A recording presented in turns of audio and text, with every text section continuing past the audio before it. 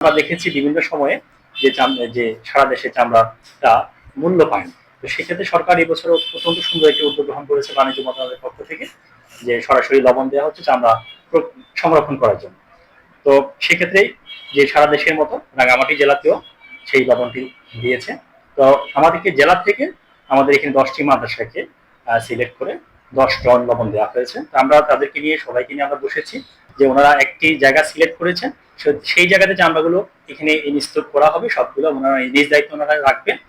এবং হচ্ছে আমরা পরিবহনের যে ব্যবস্থাটা সেটি আমরা করে দিচ্ছি, উপজেলা প্রশাসনের পক্ষ থেকে সেই সহযোগিতা করা হচ্ছে। পাশাপাশি যে জায়গাটার ব্যবস্থাপনা যেখানে নেতারা রাখবেন সেটিতে আমরা সহযোগিতা করছি।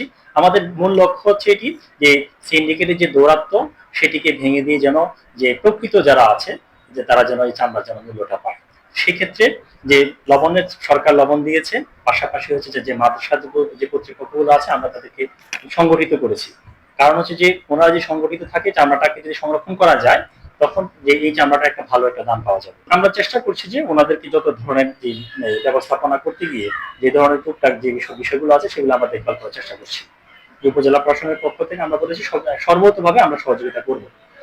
এর বিনিময়ে আমাদের চাওয়া একটি যে রাষ্ট্রের এই সম্পত্তি যেন নষ্ট না হয়ে যায়। আমরা বিভিন্ন সময় আমরা দেখেছি যে এই চামড়া যে কেউ ক্রেতা না পেয়ে চামড়া মাটিতে পর্যন্ত পুঁতে ফেলেছে। এই যে সম্পদটা নষ্ট হয়ে যাচ্ছে এই দিকটাতে সবচেয়ে আমরা গুরুত্ব দিচ্ছি। রাষ্ট্রীয় সম্পদ যেন রাষ্ট্রের জনগণের কল্যাণে ব্যবহৃত হয়।